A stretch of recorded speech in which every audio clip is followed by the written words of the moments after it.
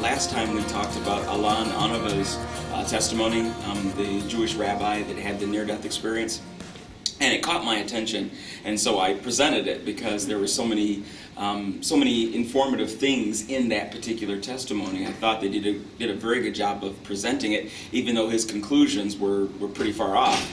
He concluded that he needed to become a fundamentalist Jewish rabbi, very conservative, and I think he missed that part. But otherwise, the story was fascinating, and I'm going to show snippets of that again, just to highlight some things, because it plays very well into what Romans chapter 4 has to say. I mean, it's brilliant. It's one of those things where God just weaves things together, but the two fit like a hand in glove, and hopefully you'll see that. We're going to show a few snippets from it.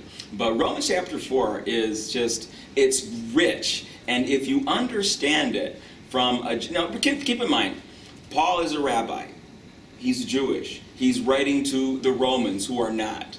And he tries in Romans chapter 4 to get these non-Jewish people to understand the significance of faith, to understand how Judaism ties in with Christianity. Okay? He goes all the way back to Abraham. He does a brilliant job. And hopefully by contrasting, the fundamentalist Jewish viewpoint of Alon Anava with with Rabbi Paul, you really get to see the full picture. And I personally, in looking at it this way, have gotten a much richer view of Romans 4. I've never understood Romans to the degree that I do now because of this. I just thought it was brilliant. All right. So, all right. Now, many religions, including Judaism, often have as their basic tenet, you have to do good deeds. Of course, I mean, what kind of religion would you have if it didn't include doing good deeds? But the thing is that your good deeds need to somehow outweigh your bad deeds. Okay? You have to find some way to undo that, because bad deeds are bad, obviously, and those, God's not happy with those, and it separates you from God, and we can all feel that. And so we need a way of dealing with it. And so very often rituals are created for that purpose. If you do a ritual, that somehow gives you a leg up. It somehow lets you undo some of the bad. So do good deeds congruent with basic morality combined with rituals, and in the end, on the scale, if your bad deeds weigh less than your good deeds, then you're in. It's kind of the idea. Now, Judaism is kind of like that as well, and I'll let Alon tell you, just give you, this is the review, so I apologize. You've seen some of this before, but it's important to remember, so I'm just going to play that real quick. Now, our sages teach us that when a person does a mitzvah, a good deed, he creates himself a spiritual garment that the soul gets dressed in it. And then he does another mitzvah, another garment. Another mitzvah, another garment. And all the mitzvot, they sew a beautiful garment that the soul gets dressed into that garment, and that's the garment that it enters Gan Eden with. And that garment allows that soul to see godly revelation. Unfortunately, if a person does a sin, he creates a blemish, a stain on the garment. Now, if it's a small sin, it's a small stain. If it's a big sin, it's a big stain. If it's a lot of sin, then it's a lot of stains. Now, if the person is smart, then he does tshuva in this world. Then comes Yom Kippur, washes off all the dirt. For most of the sins, a lot of the sins, Yom Kippur doesn't wash off the stains. But the person gets rid of it in this world. If the person is not smart, then he has to deal with the dry cleaning upstairs. Okay. You get the idea? Tshuva is repentance. It's not just saying, I'm sorry. It's not just feeling sorry. It's doing something to undo the crime that you've committed. Okay, so by repenting and doing mitzvah, doing good deeds, you try to outweigh your bad deeds, okay? And so that's what he's saying here, okay? So these are the two arms to undoing your sin, the two arms to drawing you closer to God. Now these are not bad things. Not saying that mitzvah and tshuva are bad. Okay, just saying, do they adequately compensate for the sins that we've done?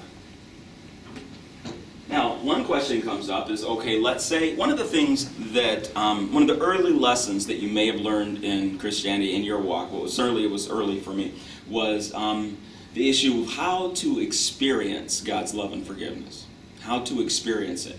Because you can be a Christian for a long time. You can know intellectually, Jesus died for my sins. God is not mad at me anymore. It's completely paid for.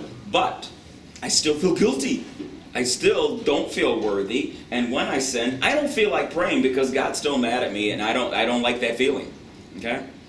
And that basically is a failure of experiencing God's love and forgiveness. His love and forgiveness are still there, whether you feel it or not.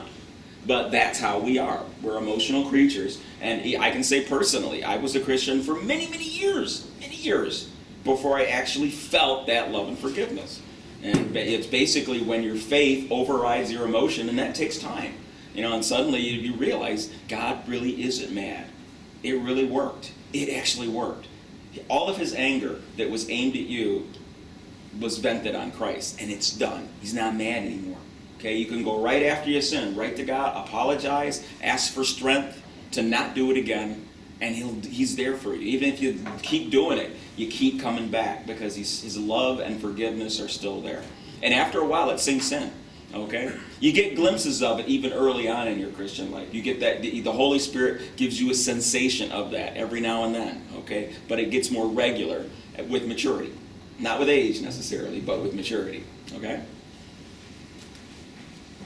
So, does that happen in other faiths? Does it happen in Judaism? Not exactly.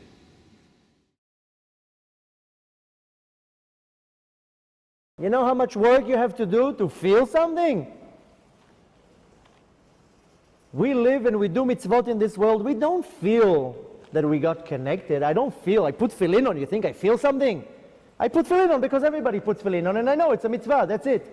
Very few people will put tefillin on and they actually feel their soul getting connected with God. When you translate the word mitzvah, commandment, it's kind of the wrong translation. That's the problem when people take Hebrew words and they translate it to English. Commandment, mitzvah is not necessarily a commandment. Mitzvah comes from the word tzavta. Tzavta is a connection. A very deep and strong connection, a connection that cannot be separated. That's what's called a mitzvah. When I do a mitzvah, I get connected to God. 100%. You can't separate me now. That's a mitzvah. I'm wearing tefillin for 50 minutes every morning. 50 minutes I'm connected with God. My soul, I'm not going to feel it because I have a body. Unfortunately, when we do the opposite, when I'm doing a sin, I don't feel what's going on. I can live 60 years and not feel that my soul is chopped off. Some people might feel it. Some people are sensitive. They do something bad. They lie, they steal, they cheat. They feel pain in their body.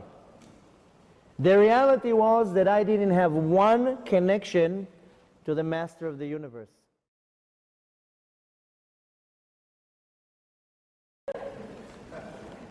Everything is good, everything is amazing. I'm seeing these godly revelations our mind cannot even understand. And I feel that I'm being pulled higher and higher and higher. At some point I'm like flying over the world. But without any preparation, without any warning, I feel something grabs me from behind, and within a split second I wake up in this pitch black place. I don't see nothing. I don't feel anything. I don't know where I am. All I feel is that something is holding me, like 100,000 pounds is on me, squashing me. Not normal pain.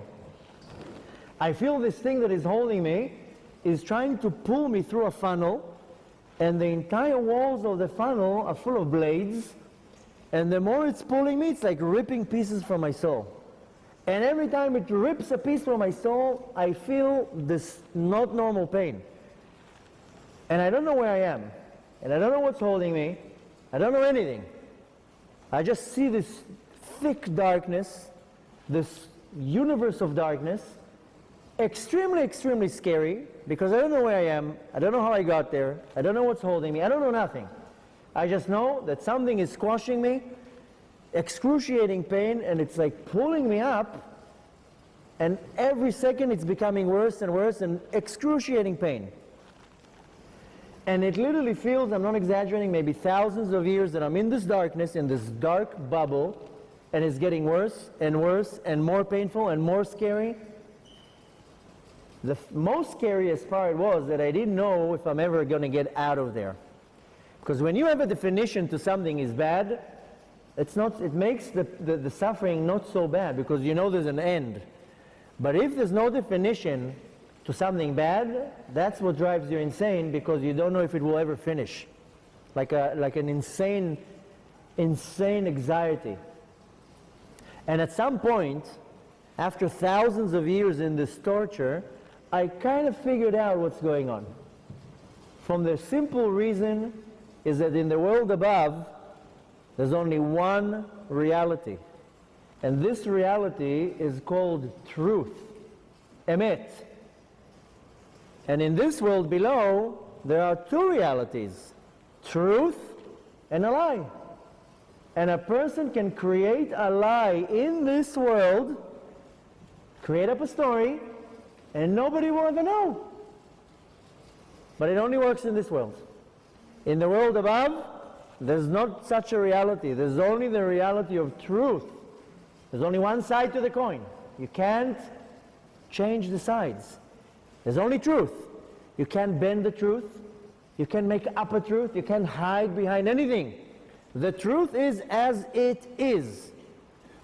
So I knew exactly where I am. I knew exactly who I was, where I'm going, what is holding me. I knew everything. And I knew that I'm going to the worst place in the universe. And there's really no words to describe the pain and the fear and everything. If I would try to explain it, it will take me hours just to try to explain every little thing that I saw and experienced. But just take my word that it was the most scariest, painful thing in the universe. And at some point I realized, where is it coming from? And it was coming from a very simple thing.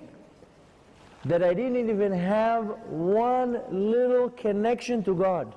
Not even one string connecting me to God. Because the only source of life is God. There's only one source. En od milvado, there's nothing else. The reality was that I didn't have one connection to the Master of the universe.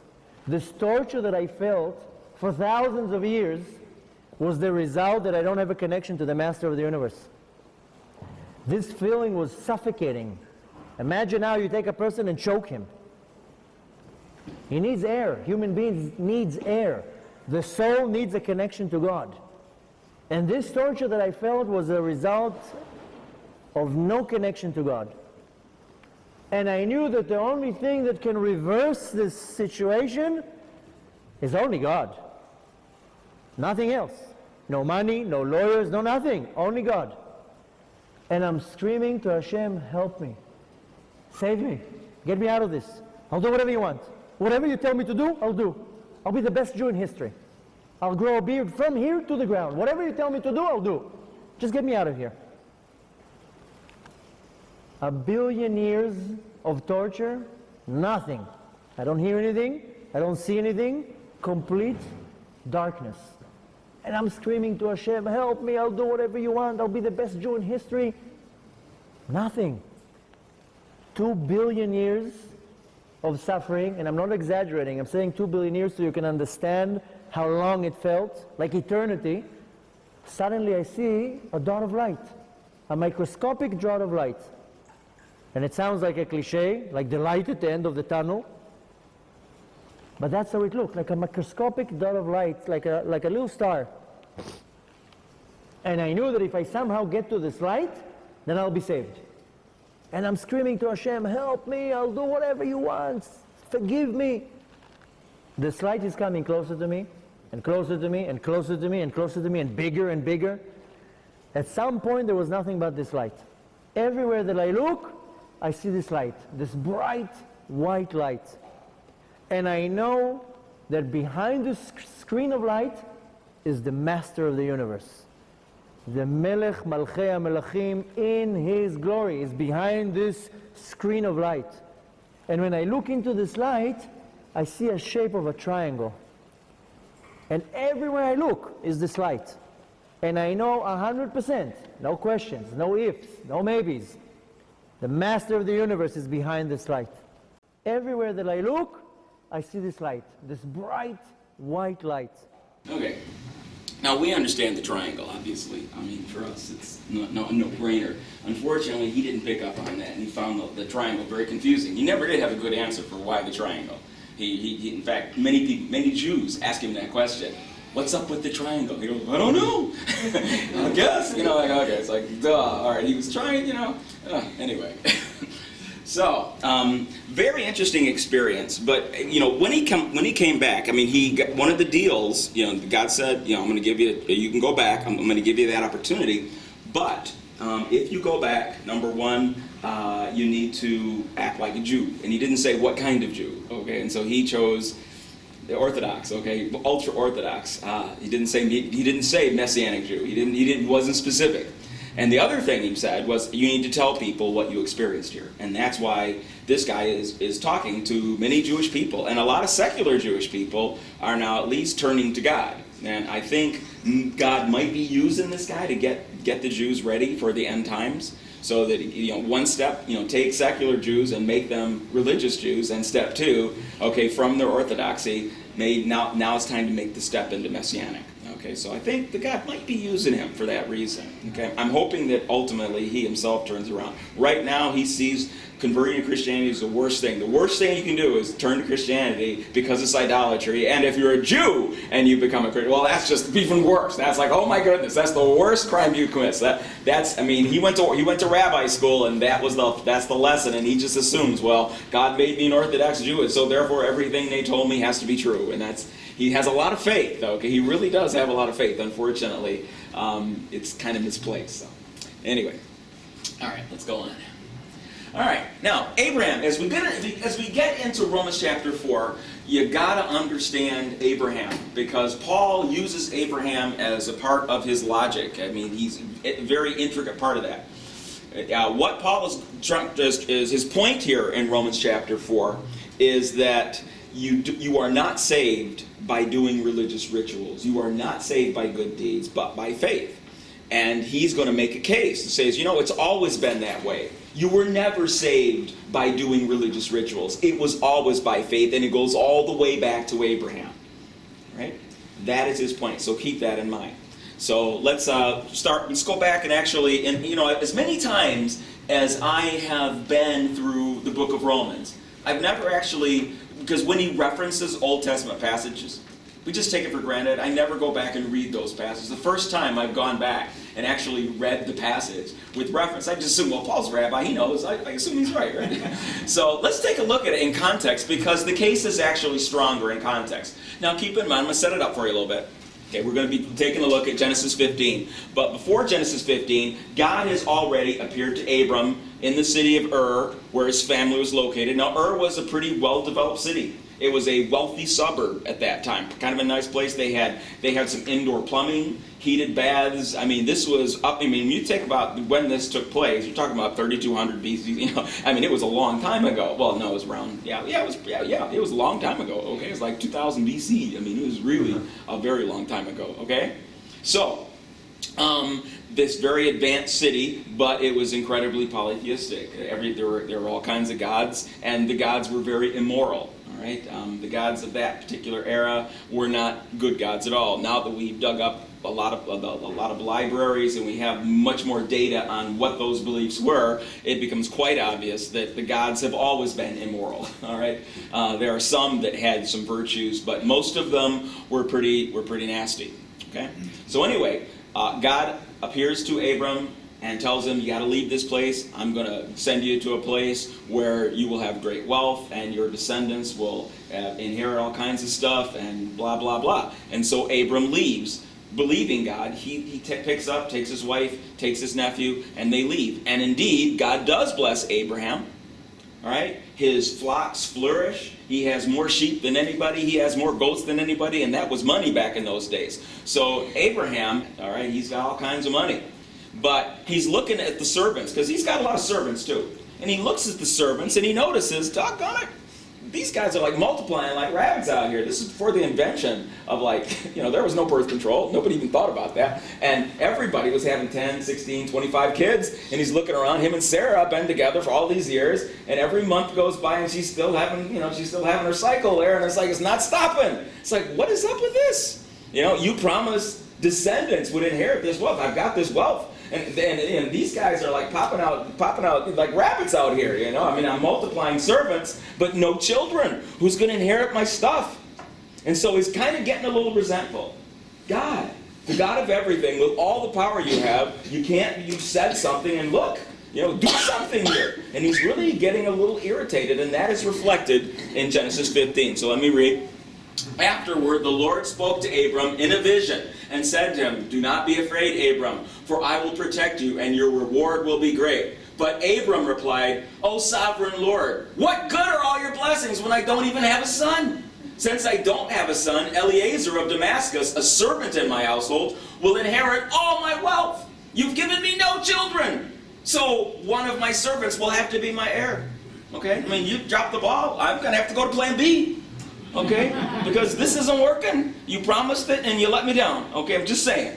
All right? That's it. Then the Lord said to him, "No, your servant will not be your heir, for you will have a son of your own to inherit everything I am giving you."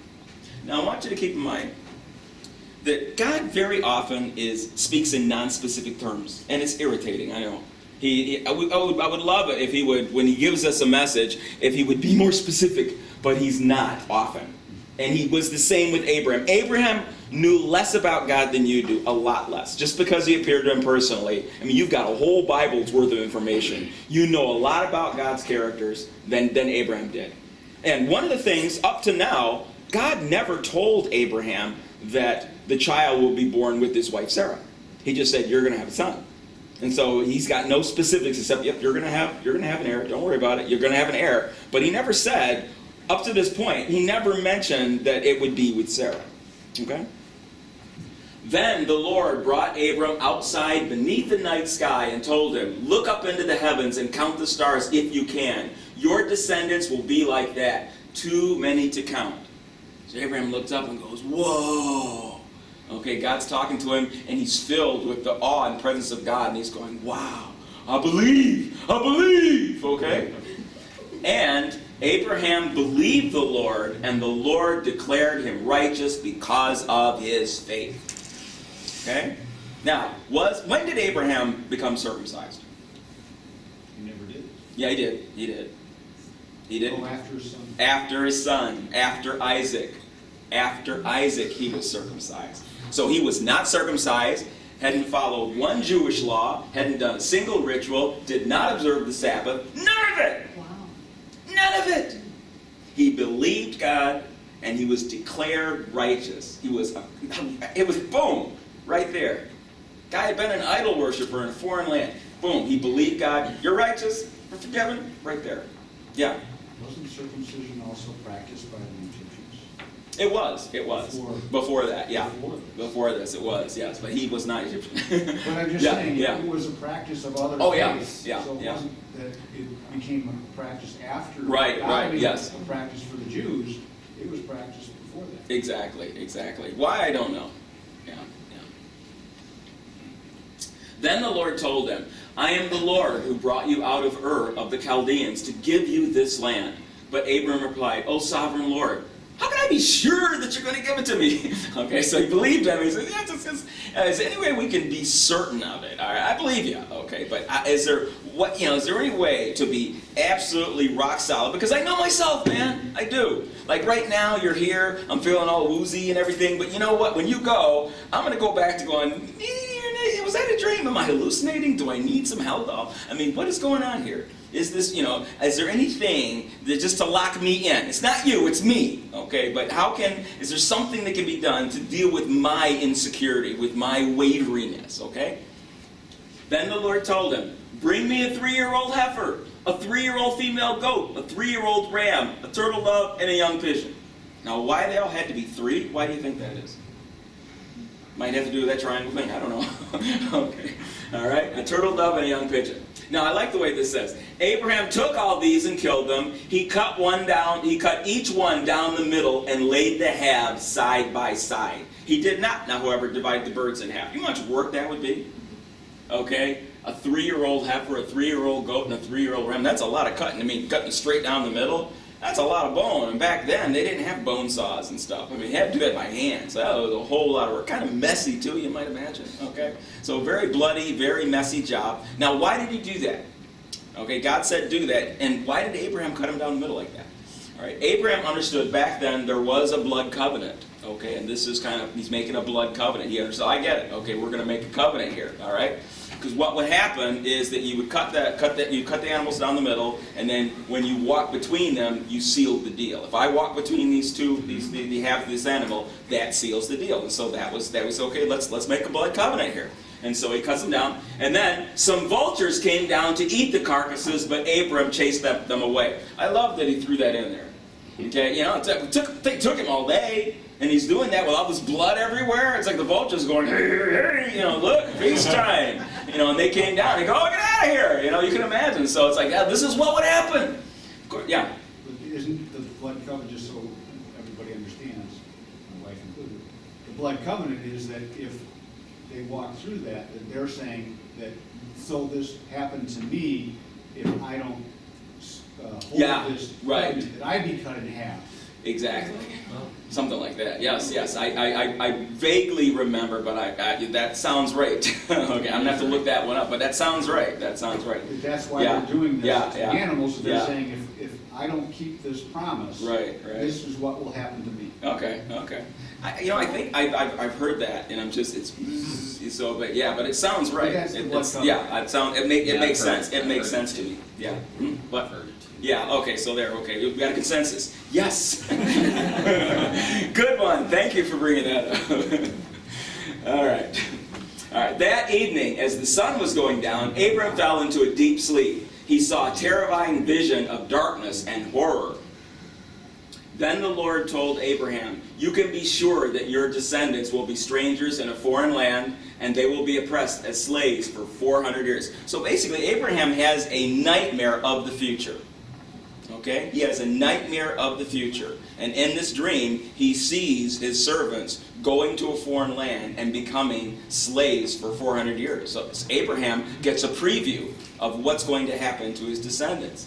He says they will be oppressed as slaves for 400 years, but I will punish the nation that enslaves them, and in the end they will come away with great wealth. But you will die in peace at a ripe old age. After 4 generations, your descendants will return here to this land when the sin of the Amorites has run its course. Okay, so he has this amazing nightmare / dream where God says, you know, this is going to happen. Yes, it is a nightmare, but it's going to turn out okay. They're going to come away with great wealth, and they're going to come back here. And basically what he's saying is that the Amorites, the people in this land, these Canaanites, they're bad, but it's not yet bad enough for me to exterminate them. Okay, it's going to get, I see the future, I see where they're going, it's going to get really gross. And when it's reached its peak, and when they've turned it and they're so horrible, you're going to come back here, and then you're going to get this land, you're going to take it from them. Okay? Yeah. Did they live a lot longer back then? They did. Yes, they did live a lot longer. So yes.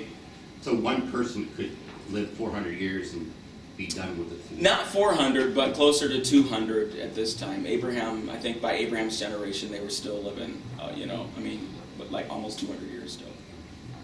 As the sun went down and it became dark, now Abraham is awake now, okay? He's now awake.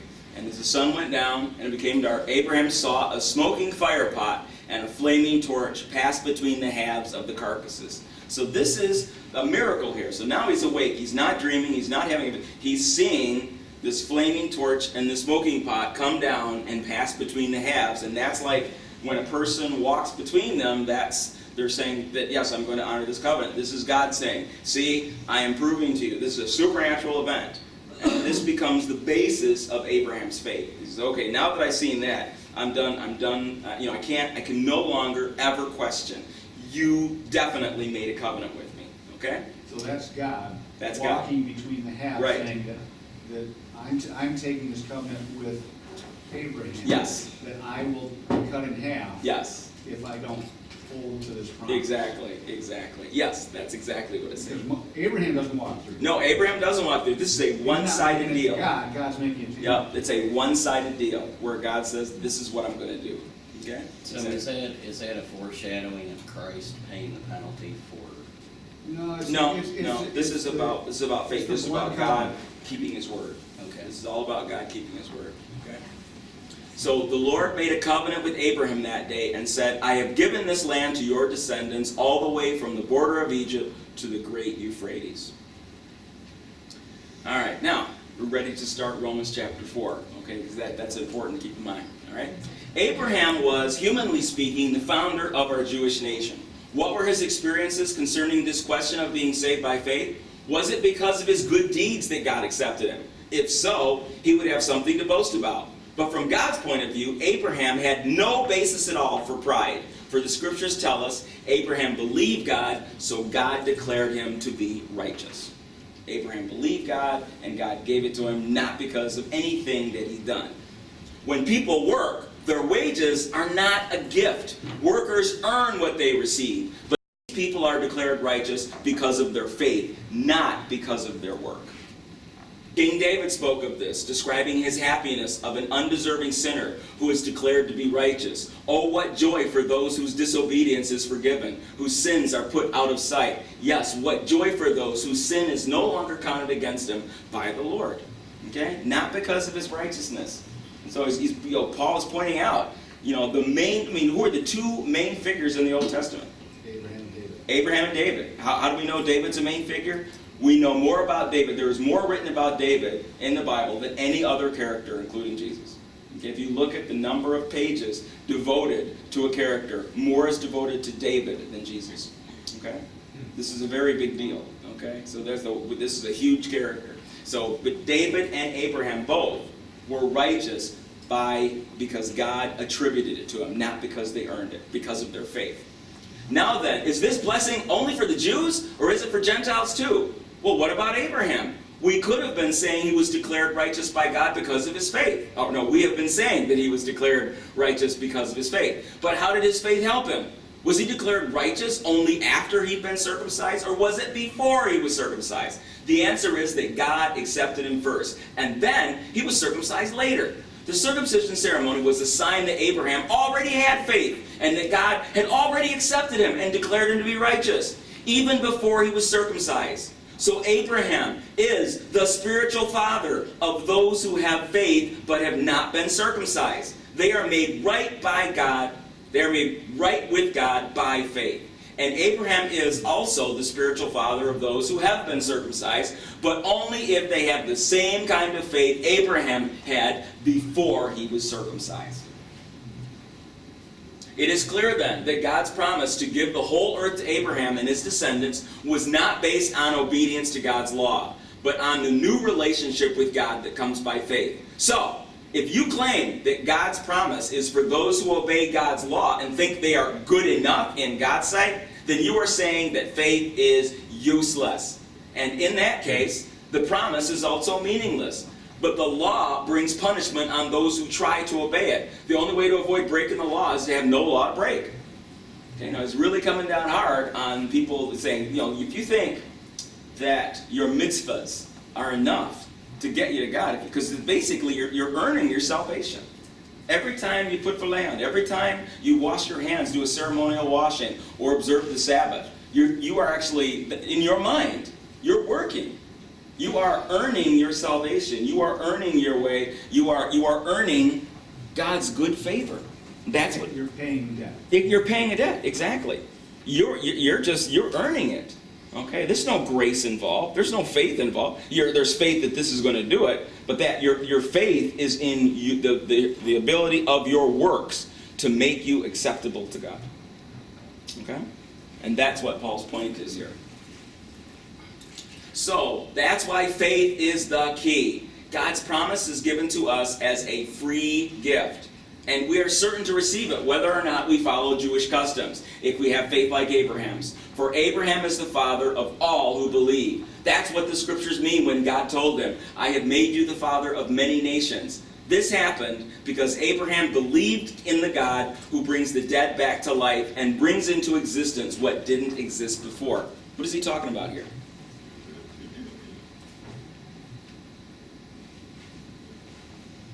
Abraham believed in the God who brings the dead back to life. Remember that situation with Isaac when God told him to sacrifice Isaac? Okay. Abraham was willing to do that. Okay, what was he thinking? God says, he finally has a son. He's all happy about that. I've got myself an heir. And God says, okay, I want you to sacrifice him. Abraham says, okay. What are you thinking? Because he thinks that God will save him. God can do anything. I have learned, because I was 100, my wife was 90, we had a kid. That was miraculous. That only God does something like that. Nobody else. There's nobody else that can do that. God did it that, he can do it again. So whatever happens, even if I sacrifice Isaac, God promised me an heir. So I know, somehow, this is not the end. He can bring him back from the dead.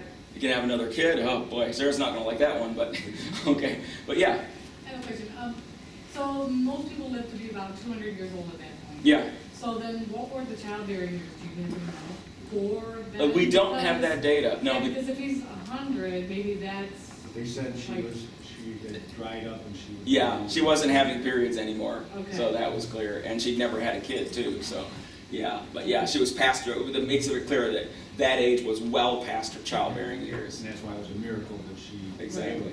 Yeah, Right, I yeah. always wondered that. Yeah, because, she didn't give up until she was around 80. And that she said, you need take my hand servant because it's not going to happen. I'm 80. Okay. So she realized that 80-year-olds were not having babies, But okay? 80's not She like was sweating at 80. night. Yeah. Yeah, but, yeah, I'm just saying that 80, Yeah. since they lived to 200, Yeah. 80's not like 80 now. Right. But back then, 80 was still, it was far past the Like age. 40 now. Yeah, exactly. The new 40. The new 40. Yeah. Didn't Noah live like 600 years? Yeah, Noah did. Noah did. Noah lived actually 850 years actually. No, it was 800 or 900. Might have been. No, it was 850. When God promised Abraham that he would become the father of many nations, Abraham believed him. God also said, your descendants will be as numerous as the stars, even though such a promise seemed utterly impossible. And Abraham's faith did not weaken, even though he knew he was too old to be a father at the age of 100, and that Sarah, his wife, had never been able to have children. Abraham never wavered in believing God's promise. In fact, his faith grew stronger, and in this, he brought glory to God. He was absolutely convinced that God was able to do anything he promised. And because of Abraham's faith, God declared him to be righteous. Okay? I mean, he said, look, God, you walk through those carcasses, you promised me descendants. Even if Isaac dies, somehow I'm going to have heirs. Somehow I'm going to have somebody be back. He believed that. And that's the thing. Do you believe God can do anything? Do you really believe that? And if so, and he's willing to do it for you, because that's the other side of it. There's a lot of people out there that believe, oh yeah, the God of heaven, he can do anything. But for me, not so much. Okay? Not so much. And there's two arms to this. Both have to be true. God promised this to me. Do you accept that? Now, this wonderful truth that God declared him to be righteous wasn't just for Abraham's benefit. It was for us too, assuring us that God will also declare us to be righteous if we believe in God, who brought Jesus our Lord back from the dead. He was handed over to die because of our sins, and he was raised from the dead to make us right with God.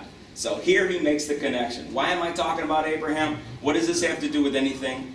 In the same way that God promised Abraham that he would give him an heir to pass on, and he would have many descendants, and even though it looked impossible, Abraham believed that God's promise was real. He believed that God could do anything. He believed that the promise applied to him, and he lived that way. In the same way, he says, it's the same deal. You are in the same boat Abraham was.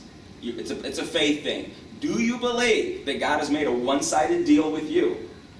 That all of your sins were really pinned onto Jesus Christ. That he took every last one of your sins, past, present, and future. All of them. And the anger that God had at your disobedience, the anger that he had at your willful ignorance, all of that wrath was poured out when Jesus was tortured and killed on the cross. All of his anger went there so that there's none left for you. God sees you, and he sees you dressed in Jesus' perfect clothes. He's not angry. He loves you. We can disappoint him.